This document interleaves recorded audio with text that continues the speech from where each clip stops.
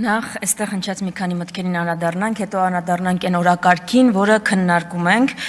Շնորհակալություն պարոն Ռուբինյան, որ առանց ասելու ինչ է քննարկել Քլչի հետ եւ ինչ է Քլչը ասել ձեր ականջին, իրականում ասում եք ինչ է ասել, որովհետեւ ես ոնց հասկացա, ձեր իրական Հայաստանի Նիկոլ Փաշինյան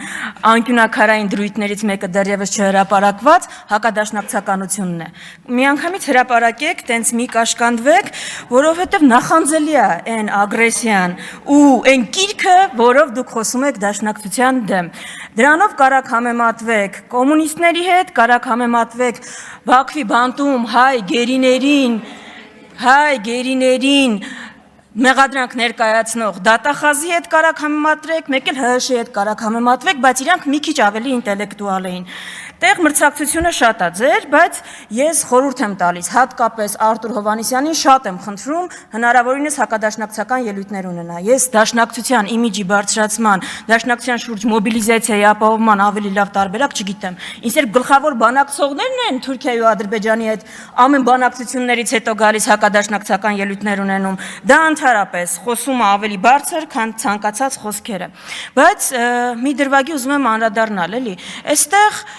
մի նարատիվ է նկատվում, այս մարդիկ իրենց համեմատում են առաջին հանրապետության այրերի հետ։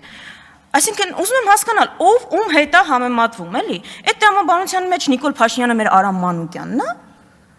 Այդ մարդու մասին ամենահայտնի պատմություններից մեկը է, բացի այն, որ պետականաստեղծապետության հիմնադիր է, զրոյից պետությունը տասնյակ հազարավոր քառակուսի կիլոմետր ստեղծած է, Վանի հերոսական ինքնապաշտպանություն կազմակերպած է, ամենահայտնի պատմություններից մեկը տարածված այն է, որ հրաժարվել է տիֆի պատվաստանյութից, որ որբերին դա հասնի։ Այս մարդուն ասում ենք պատավատներից հետ մեկից հրաժարվի,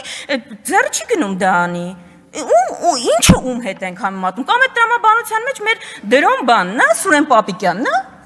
Ձեր ծիծաղն էլ է գալիս, չէ, գիտեմ։ Ասենք բանը Ալեն Սիմոնյանը ով է տեղ։ Հովանես Քաջազնինով ում տղեն նահատակվել է այդ Հայաստանի անկախության համար մղված պատերազմում։ Դաշնակցությունը Հայաստանի անկախության համար մղված պատերազմում ամենաշատ զոհերը տված ուժն է։ Այստեղ գալիս ասում է դաշնակցությունը Հայաստանի անկախությանը դեմ է եղել։ Որ դաշնակցությունը Հայաստանի անկախությանը դեմ էր։ Դաշնակցական ջոկատները Շահեն Մեղրյանը, Դուշման Վարդանը, բանը Արցախի անտառներում հայկական ուժերի դեմ էին կռվում։ Ինչ էին անում այնտեղ։ Այսինքն անկախության դեմ ու կողմ լինելը անկախության համար կռվելով չի արտահայտվում, այո, դաշնակցությունը այն ուժը երբեք չի եղել, որ գնացել է Ստեփանակերտի հրապարակում ու ասել է Արցախը Հայաստանն է ու վերջ։ Դա մենք չենք արել, որովհետև քաղաքականությունից մի քիչ ավելի շատ բան ենք հասկացել։ Եվ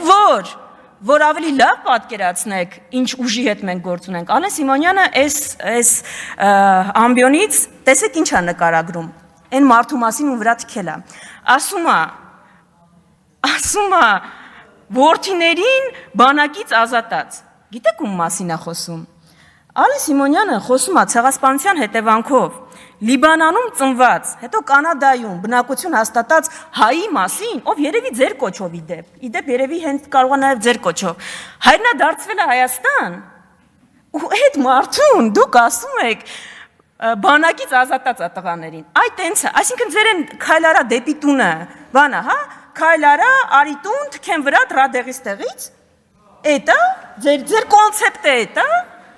Սփյուռքահայի 7 միլիոն սփյուռքահայի երեխաներին բանակից ազատած են անվանում։ Բանա էլի, երևակայությունը պիտի ինչ-որ սահմաններ էլ ունենա։ Հիմա գանք արդեն այն օրակարգին, որի մասին, որը քննարկում ենք։ Նիկոլ Փաշինյանը այստեղից փորձում է համոզել մեզ, որ ժողովուրդ ջան, ձեզ սխալ է թվում, ձեր հարկերը չեն բարձրացել, ձեր կյանքը ավելի լավացել է, այդ 25%-անոց գնաճը, որ կա, ու Երևանը, որ երևի տարածաշրջանի ամենաթանկ քաղաքներից մեկն է դարձել, դա ձեզ ընդհանրապես թվում է, այն ճգնաժամը, որ բոլոր ոլորտներում կա, Հայաստանում, Երևանում 5 րոպե անձրև է գալիս, Երևան քաղաքում ճգնաժամ է, ձյուն որ գալիս է, կատաստրոֆա է լինում, բայց դա ձեզ ընդհանրապես թվում է, դա միրաժ է, դուք լսեք Նիկոլ Փաշինյանի թվերը եւ ներկայացրած արդյունքները, ըստ որի ձեր եկամուտները ավելացել են, ձեր թոշակը ավելացել է ու դուք հիմա ավելի բարեկեցիկ եք ապրում։ Այս հարցին իրանք Հայաստանի քաղաքացին ավելի բարեկեցիկ է ապրում, թե չէ, թող պատասխանի Հայաստանի այն քաղաքացին, որ 2018-ի համեմատությամբ ում համար հացը ավելացել է հացի գինը 35%-ով, 440 դրամից դառնալով 600 դրամ, ում համար համար մակարոնը աճելա գրեթե էլի նույնքան 490 դրամից դառնալով 740 դրամ։ Մթերքի գները տեսել եք դուք հիմա ընդհանրապես, մրգի գները տեսել եք, տրանսպորտը 50%-ով է թանկացել։ Ու թող ասի հիմա ինքը ավելի շատ բան է կարողանում առնել իր աշխատավարձով, թե 3 տարի առաջ էր օրինակ կարողանում ամենաշատ բանը առնել։ Այս իշխանությունը մեզ ասում է 2024-ը եղել է ամենախաղաղ տարին։ Եթե Սյունիքն էլ տակ, 2025-ը ընդհանրապես խաղաղ կլինի։ Այս կրակոցները մի քիչ ձեր վիճակագրությունը խառնում են։ Սյունիքը որ տակ, այդ կրակոցները կբան կանեն, ու ձեր վիճակագրությունը փայլուն ոչինչ չի խախտի։ Իսկ գիտեք 2024-ը ինչ թվական է եղել։ 2024-ը եղել է թվական, որ Արփի Դավոյանը, Վահագն Ալեքսանյանն ու Նիկոլ Փաշինյանը նստել իրենց վարչության նիստում որոշել են ինչն է Հայաստան, ինչը չէ։ Ու որոշել են, որ օրինակ Տավուշի գյուղերը, տարածքները Տավուշից դա Հայաստան չի։ Եղբայր, ով է ասում Հայաստան չի։ Մեր վարչությունը։ Ես որոշել եմ Հայաստան չի։ Շուրնուխեն կեսն էլ Հայաստան չէր։ Ով է ասում, ես եմ որոշել։ Ոնց ես որոշել, ինչ կապ ունի, ժողովրդավար երկրում ենք։ Ու 2024-ը եղել է տարի, երբ որ դուք առանց այդ բանը երկու երկրների հանձնաժողովների համաձայնագրի ԱԺ-ում հաստատման միջև է տանելը Տավուշից մի ընդհատեք ընդհատողներին ուրեմն լսեք ինձ պարոն Խաչատրյան նախ սուս մնացեք երկրորդը նախ լրեք հետո իմ հետ խոսեք հարգալից հետո միացեք ձեր չափերը լավ չեք գծում ուրեմն ես կգծեմ հիմա ու հանգստացեք ասեցի հանգիստ շարունակեք տիկին Վարդանյան վերականգնել չեմ ապահովելու շարունակեք ձեր ելույթը Ատենց շարունակեք ձեր ելույթը շարունակեք ձեր ելույթը շարունակում եմ հանգիստ հիմա առանց այդ հանձնաժողովի այդ փաստաթուղթը հաստատելու Տավուշի ձորքերը ետ եք քաշել ասում ենք միակողմանի զիջումներ եք անում ասում ով է ասել այդ փաստաթղթում ինչ գրած է երկկողմանի է էլի կոնստրուկտիվ առաջարկ ունեմ ձեզ հաջորդ պայմանավորվածությունը ասեք օրինակ կողմերը պարտավորվում են Իսկանդեր չունենալ մի բան է չէ կողմերն են պայմանավորվում ով Իսկանդեր ունի Հայաստանը կողմերը պայմանավորվում են Սևանը չօգտագործել կողմերն են պայմանավորվում ախր դա ինչ կապ ունի ոնց այս նույնն է ինչ որ այն երրորդ կետը կողմերը պայմանավորվում են երրորդ երկրների ուժեղ չտեղակայել սահմանին երկու կողմերն են չէ պայմանավորվում ոչինչ որ մենակ Հայաստանը դրա կարիք ունի Հայաստանն է տեղակայել բանը երրորդ երկրի ուժեր որտեղ դրա կարիքը ունի հիմա առաջնահերթությունների մասին տրամաբանական կլիներ որ այս անվտանգային պայմաններում մեր ամենաշատ մեր ուժերը Այն որ խոսում են թալանից ետ բերված, չգիտեմ, արդյունավետ բյուջե բերված գումարների մեծ մասը գնար ռազմական բյուջե, ու մեր պաշտպանունակությունը ավելանար։ Բայց դա այն դեպքում, եթե այս կառավարության առաջնահերթությունը լիներ պաշտպանունակության բարձրացումը, այդ դեպքում, բայց չէ, այս կառավարության համար թիվ 1 խնդիրը բողոքի ցույց իրականացնող քաղաքացին է։ Այդ դրա համար ՆԳՆ բյուջեն աճել է 18%-ով, պաշտպանության բյուջեն ընդամենը 7%-ով, որովհետև Քաղաքացին է սպառնում Նիկոլ Փաշինյան, բողոք իրականացնող քաղաքացին, սպառնում Նիկոլ Փաշինյանի իշխանությանը։ Այդ բոլոր քաղաքացիներին ու խմբերին դուք ով ձեր դեմ բողոք է արել, կապ չունի ինչ հարցով, տրանսպորտ, խաղողագործներ, գինեգործներ, դուք հռչակել եք ռուսի շպիոններ։ Ձեր համար Մարիա Կարապետյանը,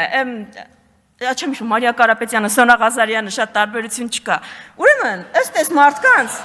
Ռուսի շպիոն են։ Տիկին Վարդանյան, հարգալից խոսեք, պատկանորեն։ Հարգալից խոսեք։ Դուք էլ տեղից մի արա, դուք էլ լրեք, պարոն Մինաս։ Պարոն Մինասյան, լրեք։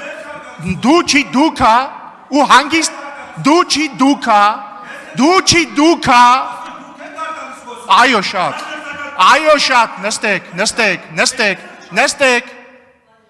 նստեք։ Տիկին Վարդանյան հարգալից շարունակեք։ Սոնա Ղազարյանի եւ Մարիա Կարապետյանների ասածների մեջ տարբերություն չկա։ Ուրեմն, ըստ իրենց ռուսի շպիոն են,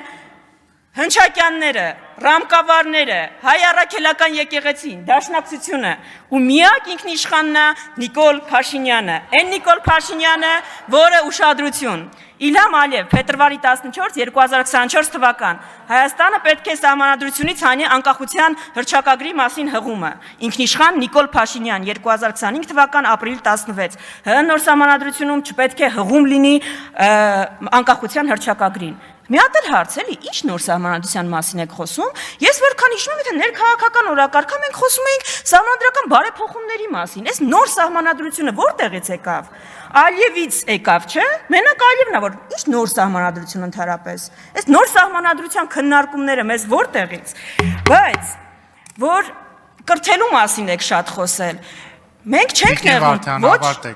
Դուք ինձ մի 6 անգամ ընդհատել եք, թողեք Ես չեմ ընդհատել, ձեր գործընկերներն են ձեզ ընդհատել, ավարտեք, ունեք 30 վայրկյան, Մի քանի րոպեից կավարտեմ։ Մի քանի րոպեից չեք ավարտել, ավարտեք խոսքս, ամբողջական իշխանությունն եք, ես մի խոսքը ձեզ բան չի անելու։ Հիմա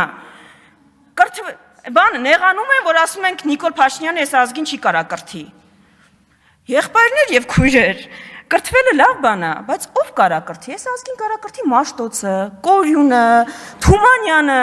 Նիկոլ Փաշինյանը ու Աննա Հակոբյանը։ Ինչ պիտի սովորենք։ Ինչ պիտի սովորեցնենք, բայց մի հարցում ես ձեր հետ համաձայն եմ։ Ես ձեր հետ լրիվ համաձայն եմ։ Դուք մաստեր սպորտա, մաստեր կլաս եք ցույց տալիս ռեբրենդինգի ոլորտում։ Այդտեղ պիտի ձեզնից սովորենք, որովհետև դուք Ալիևի ծրագրերի հայաստանյան ռեբրենդինգ իրականացնող ֆիլիալն եք։ Ձեր իրական Հայաստանը Ադրբեջանի արևմտյան Ադրբեջանն է, բայց դա շատ վախենալու է հնչում, համաձայն եմ եւ պիտի վախենալու հնչի։ Ոչ եք գալու ասեք մենք արևմտյան Ադրբեջան ենք ստե կառուցում։ Պիտի գայիք եւ դա փաթեթավորեիք։ Ու դրա փաթեթավորումը դուք այդ իրական Հայաստան կոնցեպտի ներքո եք իրականացնում։ Եվ վերջում ավարտեմ ելույթի հնարավորություն դեռ կլինի։ Այս պետությունը չի կարա լինի երշիկի ու հարկ տալու մասին։ Այս պետությունը հայկական ինքնության մասին մենակ կարա լինի։ Այդ ինքնության պաշտպանման ու զարգացման։ Ձեր երշիկ կալբասային այդ կոնցեպտը ինչքան էլ ուզենաք արևմտյան Ադրբեջանը դրանով թաքցնել, դա ձեր մոտ չի ստացվելու։ Այսքանը։